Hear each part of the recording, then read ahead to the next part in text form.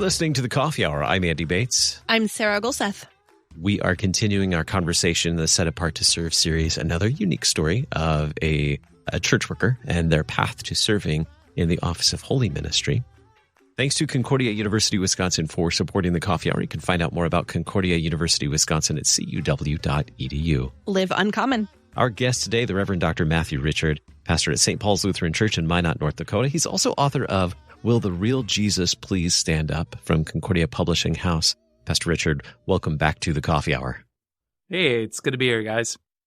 Looking forward to hearing your story. I know we've talked about some of your writing in the past and other theological topics, but I don't know if we've ever really shared your story in depth. So I'm kind of excited to get to ask all these really pressing personal questions today.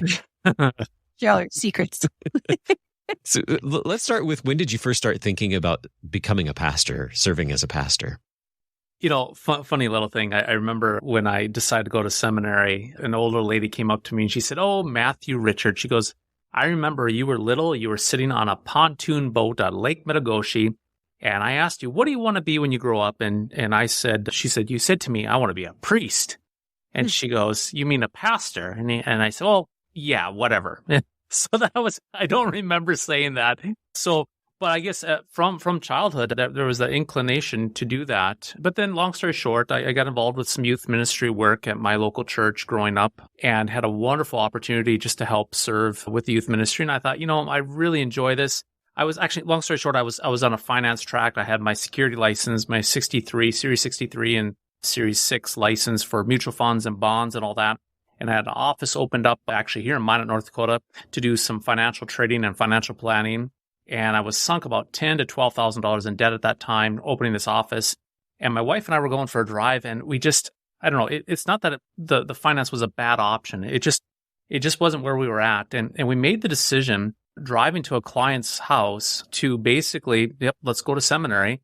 And because I had such a joy in the church working with youth, and my wife did as well. And my first, I kid you not, I was visiting with this guy, and partway through the meeting, he says, Matt, he goes, "A guy like you, why aren't you in the ministry? This is great, but it just seems like a guy like you should be in the church." And I looked at him and I said, I made a decision actually a half hour before coming to this meeting to go to seminary. And he's like, "Wow." He goes, "Let me go get my Bible. Let's talk about Christianity." And we actually took all the finance stuff, shoved it off the side, and we just talked about scriptures and so forth. My boss called me. She goes, "How did the meeting went? How did the meeting go?" And I said, "Great meeting." I didn't have the heart to tell her that I was actually quitting or not, but that was kind of the start of it. And then, so my wife and I, we picked up, there's just the two of us, moved to Minnesota to go to seminary, $12,000 in debt, no money, no plan. Looking back on it, it's actually quite foolish. The older Matt Richard looking back on it, but it worked out.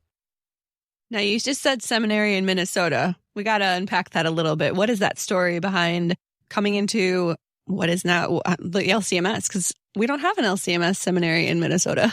Yeah, so at the time, I grew up in the Church of the Lutheran Brethren. It's a small Lutheran denomination, about 110 churches in the United States. Overseas in Africa, there's over about 1,200 churches in Chad and Cameroon, and so it's quite large overseas. But also at the time, I was with what's called the AFLC church. I was working for them as a youth director, the Association for Lutheran Churches, and so I kind of had this decision between going towards Minneapolis for seminary with AFLC or Fergus Falls, Minnesota with Lutheran Brethren. And I'm embarrassed to say this, but one of the reasons why I want to go Lutheran Brethren seminary is that they didn't require you to wear a tie.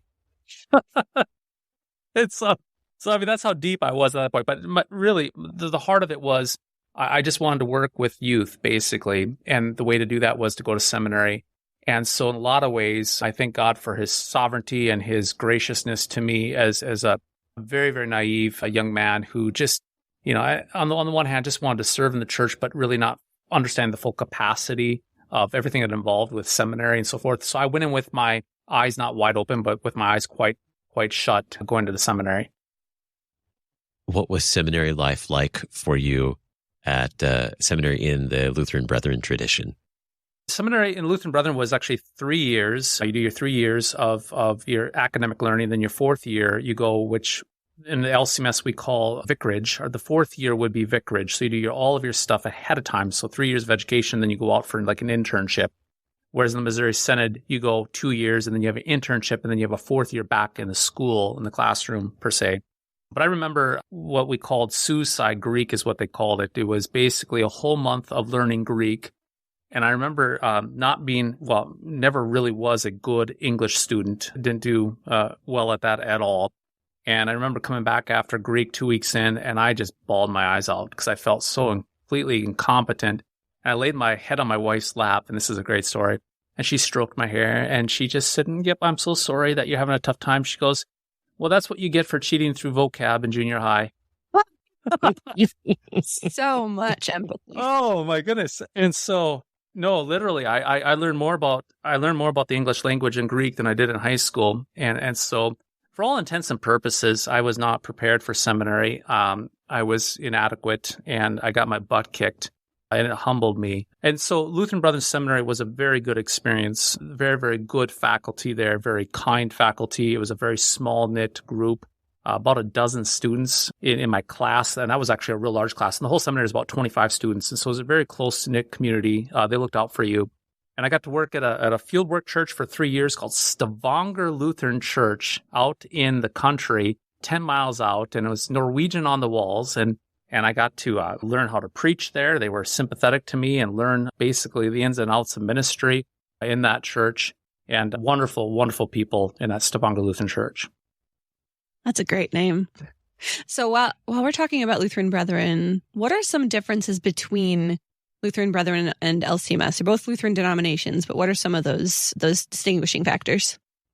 Yeah, I think a good way to describe the two, putting the best construction on both denominations, is that the Lutheran Brethren would consider themselves low church Lutherans, whereas the Missouri Synod would be more distinguished as lean towards high church Lutherans. So in other words, like the Lutheran Brethren, the pastor was seen as just a teaching elder, and so there was a de-emphasis on the office of pastor. And so wearing a collar, you didn't wear a collar, you didn't wear vestments. There was no liturgy, there was no confession of sin and absolution, no Kyrie.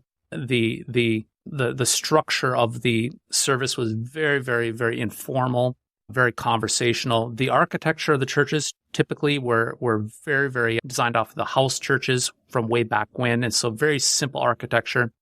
And so a real strong movement of laity involvement in the church, and the office of the pastor was extremely de-emphasized.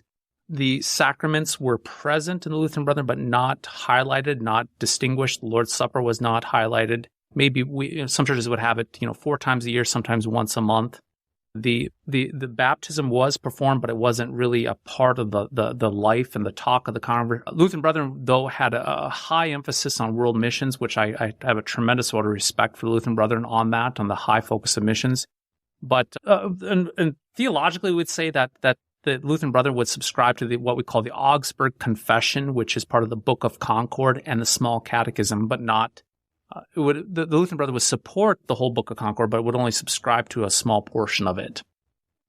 Very interesting. Okay, so then with all of those distinctions, how did you know about the LCMS, and how did you make that decision to come into the LCMS? Well, so here's the thing. I grew up kind of a spiritual mutt. My dad was Roman Catholic for many, many years. He's now Missouri Synod, and my mom was the old ALC, American Lutheran Church. But then my upbringing, I had a lot of involvement with Baptist theology. And so going into seminary, I was a mixed bag. And so I had some Catholic ideology. I had some Baptist theology. I had, Nazarene theology mixed in there. And so I just kind of was a consumer of all things Christianity. And so I use this metaphor of having a house, and in this house you have a bunch of people of different families, different theologies. And as long as they stayed in their room, they were fine. But as soon as they came into the kitchen, guess what? The fight was on. And so theologically for myself, if you would visit with me on whatever subject it would be, I might give you a Nazarene answer, I might give you a Baptist answer or a Lutheran answer. So I had Lutheran theology, but it was kind of compartmentalized in the big house. But as time developed, as I went out of youth ministries into a senior pastor role, preaching from the pulpit, what I found is that theology, that couldn't stay in its compartments. It started to blend. And so I had a theological house that was fighting, a theological framework, basically in my mind and my understanding. And long story short, the whole theological framework fell down. My Nazarene theology was in competition with my Lutheran theology and some of the Catholic theology and the Baptist theology. So I called myself a folk Lutheran. I mean, I was Lutheran in name, but my theology was just a mixed bag. So the whole thing came tumbling down. But as it tumbled down, then you can't live in a vacuum. You can't live without a theological framework. And so I'm trying to piece this stuff together. And I was reading this book by C.F.W. Walther, Law and Gospel, which I had from my grandfather. It's an old copy. It's like 100 years old. And I started reading it. And I'm like, this makes sense. And then I started listening to this podcast with this guy named Tom Baker, which is KFUO. And I met Tom once. I started listening to Tom Baker. I'm like, oh my goodness. And then I started meeting with another LCMS pastor, reading the book of Concord. And then all these pieces started to align and fit together. And so I was casting off a lot of my Nazarene theology, a lot of my Baptist theology, casting it out, basically cleaning up the rubble, and then building a new house, if you will, a new framework and new windows and putting it all together. But as I was doing that, what I slowly, and we can get into this a little bit here in further, but as that was happening, I was becoming an LCMS pastor per se in a Lutheran Brethren denomination. And so while the pieces were getting put together for me and I had a great deal of excitement, these pieces were fitting together for the first time, what happened was I started to rub against some of the heritage of the Lutheran Brethren, where there became a little bit of tension between me and the Lutheran Brethren heritage. And we're going to learn more about how that played out in just a little bit. We'll learn more of the rest of the story with the Reverend Dr. Matthew Richard in just a moment. You're listening to The Coffee Hour. I'm Andy Bates. I'm Sarah Golseth.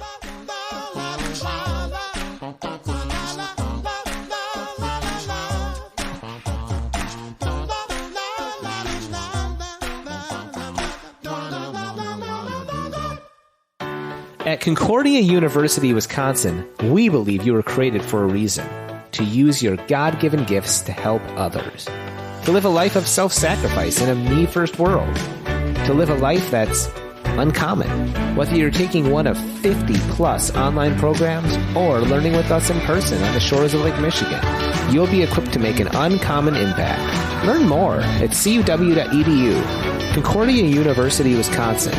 Live uncommon.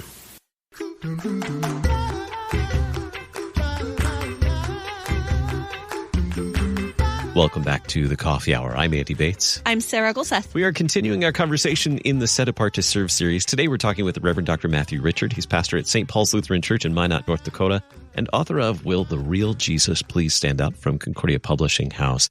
We're learning about his experience coming from another tradition, another Lutheran denomination, and coming into the LCMS as a pastor. We call that process colloquy.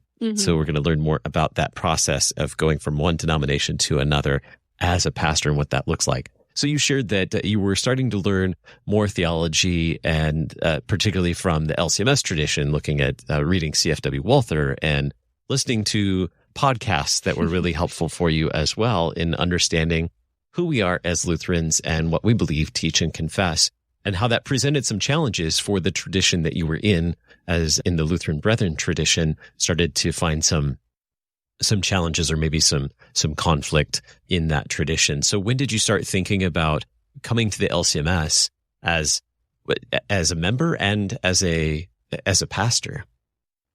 Yeah, I can remember my wife. She said to me one day, she said, in kind of a blunt way, and I love my wife for that. She just basically said, Matt, you need to wake up. You're a Missouri Synod pastor in a Lutheran Brethren church.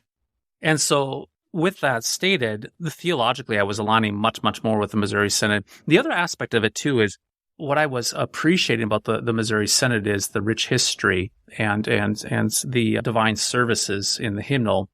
And one of the things with the Lutheran Brethren was, with the preaching was every week it was a brand new service where you had to create a brand new, you had to have to pick the texts, and I would have to write a sermon, and you're creating something new every single week. Whereas looking at the lectionary, if you will, and looking at the historical lectionary and the theology and the hymns, and everything was kind of laid out.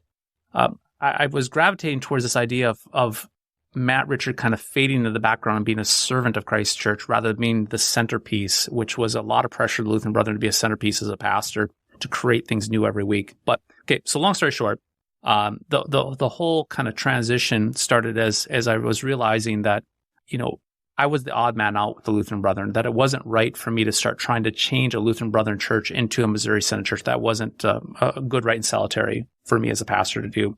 So I thought, okay, well, if I want to be a Missouri Synod pastor, I need to learn more. So I started going to a couple LCMS events with other LCMS pastors. And then I decided to start my doctoral program down in St. Louis, because I want to bring some chips into the game. So when I approached the Missouri Synod, I could say, hey, here I've been doing some studying. I've been attending one of your universities, so forth. And so I enrolled at St. Louis, Concordia St. Louis, to start a doctoral program. And so I started plugging away at that. And so I was about 80% done with that program when I decided to jump ship, if you will, and join the Missouri Synod.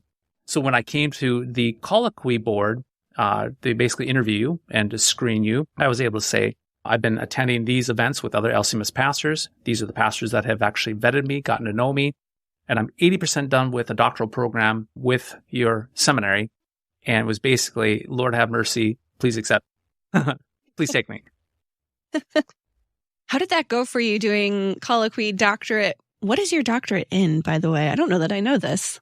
It's a doctoral degree, a DMin it's called, a doctoral ministry degree. And my thesis, or my big research paper, was I decided to examine American evangelicals, Baptists and Nazarenes and so forth, becoming Lutheran, the journey, which was the journey that I was going on.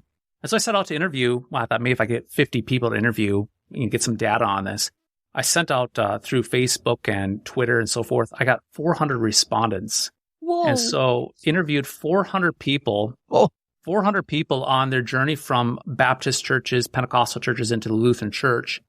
And then I got a team of people in the church. When the Lutheran Brethren church I was at, I found people in the community. I got a team of about 10 to 12 people, and we researched this data with a pizza party for like 4 or 5 hours. We found some really, really amazing patterns that developed over the 400 respondents.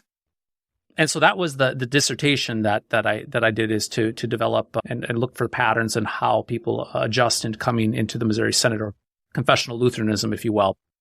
And so anyway, I went to the QUI, they call it colloquy screening, and they asked me a bunch of questions, and I was very, very honest with them. I'm like, I don't even know how to put an alb on, and the white little tab thing that goes over your collar, I don't know how to put that on either.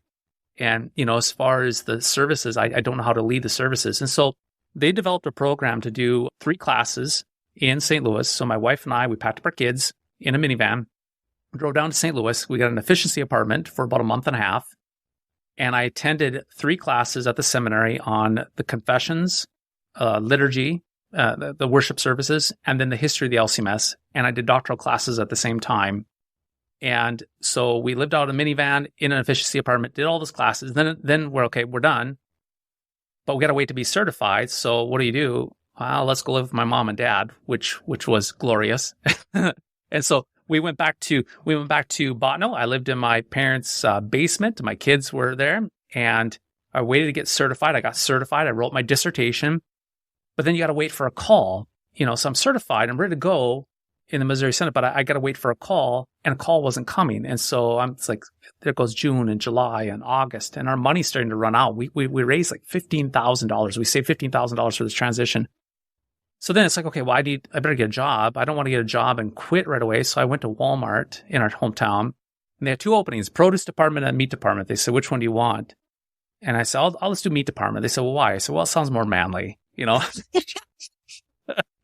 So I got a job at the meat department, and I had this white vest, and everybody called me doctor because I had this white meat department, which was kind of ironic. I was just finished my doctorate, and I had this meat white garment on, And so I'm working at Walmart. My wife is doing a professional photography. We live in my parents' basement, waiting for a call, and actually getting a little bit desperate. Time's going on. We're going on 4 or 5 months. And then in November, a tiny little church in Gwinner, North Dakota called, and they said, we want to extend you a call. And we're like, God be praised. And so I got to go to Gwinner.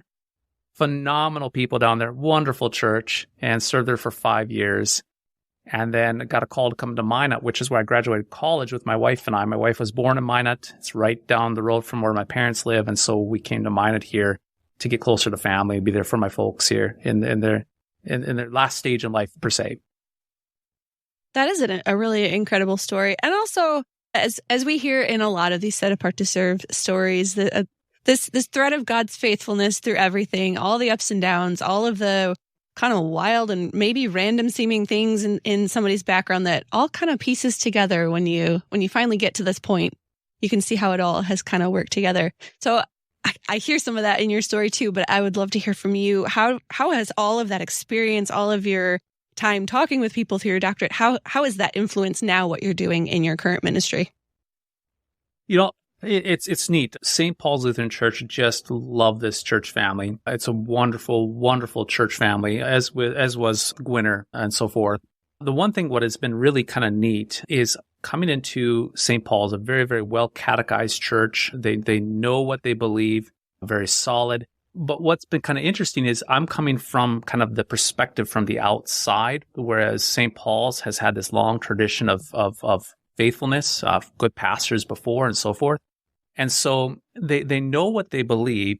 However, what I've been able to, I think, just from my experience is to know what you believe and why, and to kind of approach it from the outside.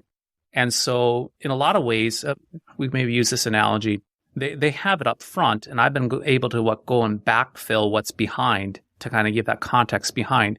And so as I've shared, with many in St. Paul's, I'm not teaching anything new. All I'm doing is backfilling, is giving the stuff behind it, and from a perspective of coming from the outside. And so it's reinforcing what they already have, but doing it from a perspective of how grateful you are, and helping them understand that these are the other pitfalls out in Christianity right now. And the gifts that you have are so incredible. Don't forsake them. Don't leave these gifts. Even if you've had this your entire life, and maybe you're tempted to look outside of the church and see other churches doing other things, don't be deceived. What you have is a tremendous gift right now. Just abide and stay put. And here's the reason why. And so it's been a great partnership, if you will, if you want to use that language, to be able to come into this church and to just kind of pick up where they have left off, and then just start backfilling and filling in that context, those blanks behind the scene. And in addition to serving the saints at St. Paul's, in your spare time, you write as well. You've written Will the Real Jesus Please Stand Up, a great book from CPH. And I understand you're working on more content, hopefully to be published in the not so distant future as well. Tell us about your writing and how that plays a role in all your vocations as a pastor, as husband, father. How does writing play a part in that? And how has this been an experience for you? Well, after I got done with the first book, my wife made me promise no more books. And so then I did another little tiny book, a little devotional book called Minot Messages. And I did that basically for, a lot of it was for my own ministry of going to hospital visits and so forth. And so I did that kind of for myself and, to bless the church as well. But then visited with CPH, and we had the idea of doing a follow-up. Will the real church please stand up? 7 false churches. And so I signed the contract, but then I actually didn't tell my wife for about 5 weeks. And then she wanted a new Pyrenees dog. We have a Pyrenees dog. She wanted to get another Pyrenees dog. And I'm like, here's my chance. So I said, okay, I'll tell you what. I said, you can get your Pyrenees dog if I can write another book. She goes, deal. She shook my hand. I said, good, because I said I already signed a contract. And she said, Matthew. And so anyway, but the part of writing is it's for a guy who cheated through vocab in junior high and was a terrible English student.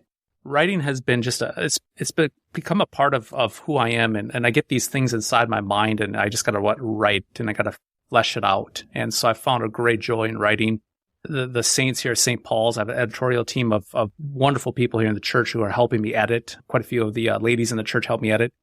And so it's just basically piecing this together, but again, kind of from that perspective of, the spiritual mutt of all the background. And so have a lot of background with different denominations and different theologies, which has kind of allowed me to write from those perspectives from kind of the outside in, looking at all the different false churches and all the different problems that exist. A lot of them that were problems that I did myself, things that I failed in. So it's basically my failures as a pastor to flesh that out of these books, to flesh out my mistakes and my failures and my bad theology, to flesh it out and then boil it all down to Christ and his gifts, down to Jesus, simply Jesus, period. Yeah, you have such it sounds like an extensive knowledge of other theologies, just from how you grew up and the different theology you were exposed to in your early years and through seminary and all of your journeys. So it's very exciting to be able to learn that from you, to have, because I don't have that knowledge, to be able to learn that from you is very exciting. Looking forward to your next book as well. Now, in your role as an author, as you're a pastor as well, your experience working with youth, what are some ways that you're influencing and encouraging young people and even second career people to choose or consider church work?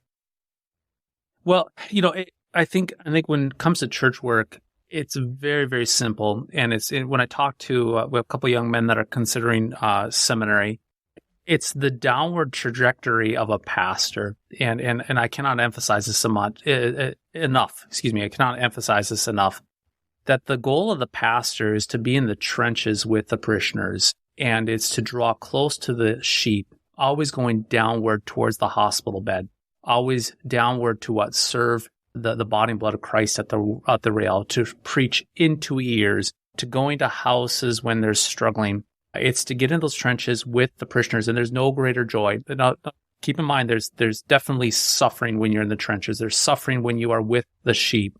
The sheep oftentimes get wounded, they get hurt, they're attacked by wolves, they're sick. And you as a pastor, you're going to get muddy with the sheep. But at the same time, in the midst of the suffering with God's people, with the flock, there's a tremendous reward when the parishioners call you pastor. The word pastor means shepherd in Latin. And it's the greatest, take the word doctor, right? Toss that out the window. Who cares about those two little initials? The word pastor means more to me than anything else. When somebody says, thank you, pastor, it means thank you, shepherd. Thank you for being there for me as a sheep. So whether it's singing a psalm to a parishioner who's struggling in the hospital, the ICU, or whether it's getting a phone call about a struggle of pregnancy, or being at the grocery store running into a parishioner and hearing about a death in the family, and to pronounce the name of Jesus, to confess Christ, the hope of the forgiveness of sins, the hope of everlasting life, that Christ is with us in this vale of tears, that as bad as it gets, that Christ will be with us. There's not necessarily happiness. I'm not always happy as a pastor, but I have joy. I have contentment in being a pastor. And so it's trying to get downward towards the sheep, being with the sheep. That's my heart, to be with the sheep. Our guest today, the Reverend Dr. Matthew Richard, pastor of St. Paul's Lutheran Church in Minot, North Dakota, and author of Will the Real Jesus Please Stand Up from Concordia Publishing House. Thanks so much for being our guest and being part of the Set Apart to Serve series here on the Coffee Hour. Thanks, Andy and Sarah. It was fun. You can learn more about Set Apart to Serve by visiting lcms.org/SAS. You've been listening to The Coffee Hour. I'm Andy Bates. I'm Sarah Golseth. The Coffee Hour with Andy and Sarah is a production of KFUO. To support The Coffee Hour and KFUO Radio, visit KFUO.org. You can also text KFUO to 41444 or send an email to gifts@KFUO.org. And you can call us at 800-844-0524. KFUO. Christ for you, anytime, anywhere.